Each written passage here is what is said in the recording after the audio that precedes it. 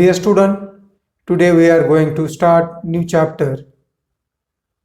Chapter 2nd, Internal Reconstruction. Lecture 1st, meaning reconstruction is the process of reorganization of a company. It takes place when financial position of a company is not good due to overvaluation of assets, accumulated losses, etc. It is a reorganization with a view to run the company efficiently in the future. It involves writing off accumulated losses, fictitious assets, and overvaluation of assets out of the sacrifice of the shareholders. Wise shareholders, debenture holders, and creditors, so as to give a realistic view of financial position of the company. Need for internal reconstruction. Internal reconstruction is necessary due to the following. First, financial statements not true and fair. When the company is making heavily losses, the financial statements do not show true and fair view of the state of affairs of the company. Second, assets. The asset side or balance sheet of a company may have intangible assets, fictitious assets, accumulated losses, deferred revenue expenditures, etc. The real assets are shown as a high value. Due to losses adequate, depreciation may not be provided, stock may be valued at a higher rate, no provision may be made for bad and doubtful debts. Third, liabilities. The company may have secured and unsecured loans which may not be repaid. It may become overdue. Interest on loan may be in arrears. Creditors may be long overdue. Preference dividend on preference shares may be in arrears over a long period. Fourth, capital. Capital of the company is lost due to drastic fall in the value of assets. It is not represented by the real value of assets. Fifth, reconstruction. Due to continuous losses, basic structure of the company gets damaged. The pillars on which the superstructure is based become weak and the company may collapse at any time. Hence, the company has to be placed on strong foundation in order to ensure stability in future. Section 61 of Companies Act 2013. A united company having a share capital may, if so authorized by its articles, alter its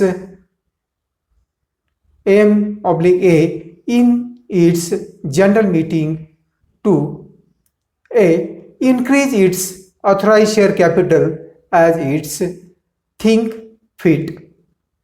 B. Reconsolidate and divide all or any of its share capital into share of larger amount than its existing shares. C.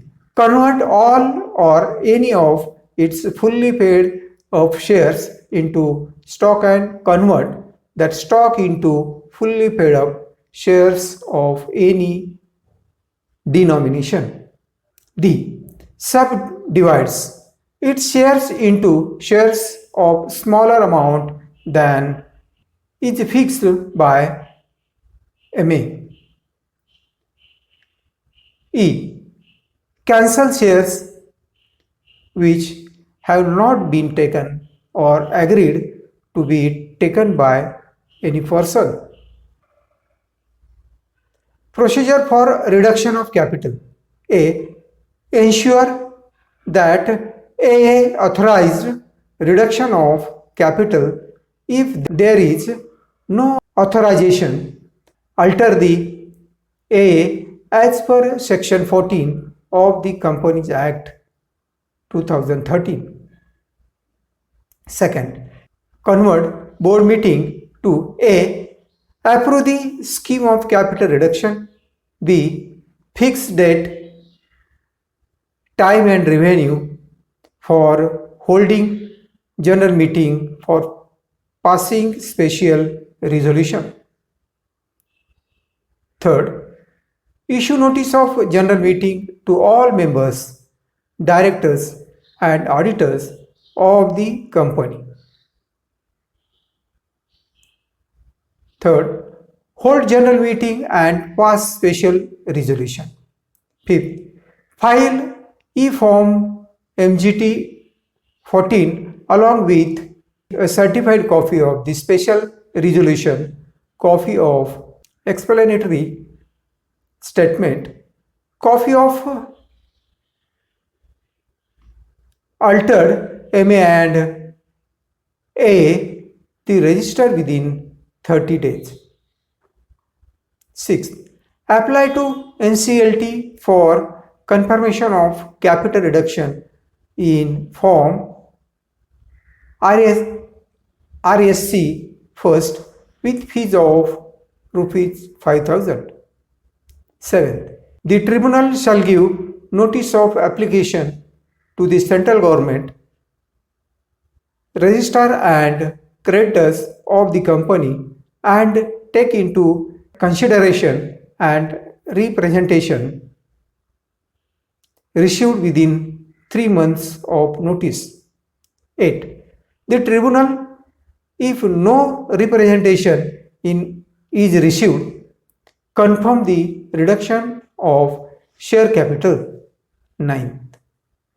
The order of the tribunal shall be published by the company in such manner as the tribunal may direct. Distinction between internal and external reconstruction here. Points. It is divided into 3 columns. Points of distinction, internal reconstruction, external reconstruction. First, meaning. It is the internal reorganization of a company. It is a process of liquidation and takeover. Second, liquidation. The company is not liquidated.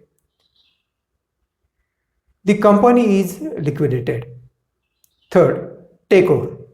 It does not involve takeover of business. It involves takeover of business. Fourth, new company. No new company is formed. A new company is formed. Fifth,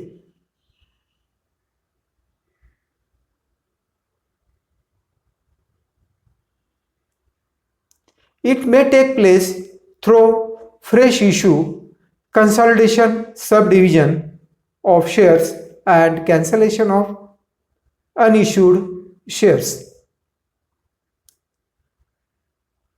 A new company is formed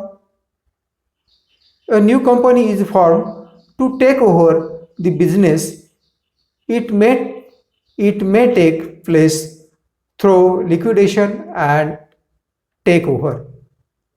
Fifth mode, it may take place through fresh issue, consolidation, subdivision of shares and cancellation of unissued shares. It may take place through liquidation and takeover. Sixth, legal formalities. They are concerned with alteration of share capital. They are concerned with liquidation and takeover. Seventh, objective.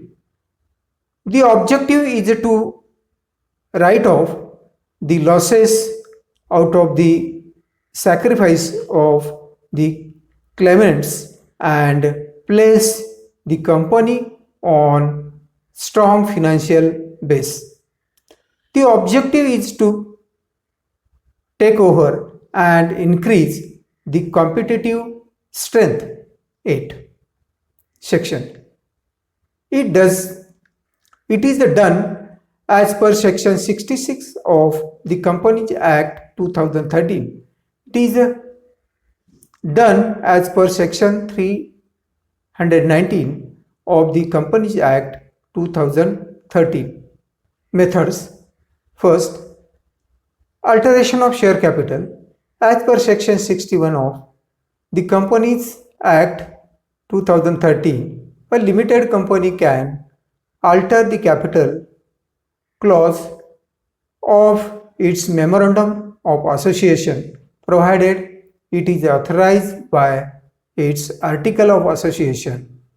Alteration refers to change in authorized or issued capital. Following are the different ways in which share capital can be altered. 1.1 Increase in share capital.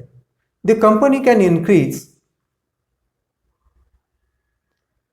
in share capital by issuing new shares if it is provided by its article. If the article are silent on this issue, the same can be amended to that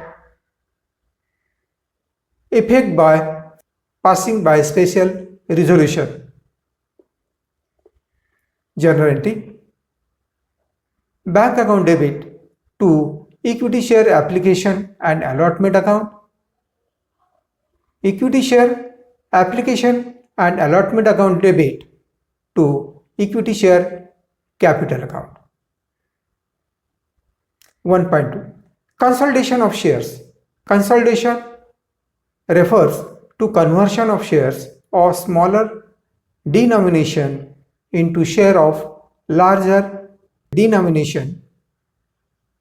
This can be done by a company subject to the provision of its articles. 1.3 Subdivision of shares. It is refers to conversion of shares of larger denomination into share of smaller denomination. This can be done by a company subject to the provisions to that effect. Equity share capital account debit, it is the existing capital. To equity share capital, it is a new capital. 1.4 Conversion of shares into stock. A company may convert its share into stock or stock into shares of any denomination. The distinction between shares and stock is interesting. Shares are generally in round denomination. Stock may be in fractions. Entry. Equity share capital account debit to equity share stock account. 1.5 Cancellation of unissued shares. A company may cancel shares which have not been taken up or agreed to be taken up by any person. Reduce the amount of shares to cancel. Second, surrender of shares. Under the method, share capital is divided into shares of smaller denomination. Then the shareholders are persuaded to surrender a part of their capital in order to facilitate capital reduction. The shares so surrendered are then utilized to reduce or eliminate the trading and non-trading liabilities. The amount of shares surrendered but not reissued and the amount of sacrifice it utilized for writing off losses and for reducing the value of assets. First transaction. When shares are surrendered, share capital account debit to share surrendered account. Second, when surrendered shares are reissued, general entry, share surrendered account debit to share capital account. Third, when surrendered shares are cancelled, share surrendered account debit to capital reduction account. Third point, variation of shareholders' rights. A company may have different classes of shares with different classes of shares with different rights attached to them, such as rights to dividend, voting, repayment of capital, etc. Any of these rights may be altered subject to the provisions of the company law. First, it must be authorized by articles of association of the company. Second, the board should approve the scheme of variations of the class rights by passing proper resolution. Third, a separate meeting of the particular class of the shareholders must be held. Fourth, the consent of the holders of at least 3/4 of the shares of the class concerned must be obtained. Fourth, scheme of compromise and arrangement. Compromise refers to amicable settlement of the difference by parties to dispute. As per section 230 of the Companies Act 2013, the term arrangement includes recognition of share capital of the company. An arrangement may involve first, debenture holders foregoing the claim. Second, exchange of debentures for shares. Third, creditors foregoing their claim.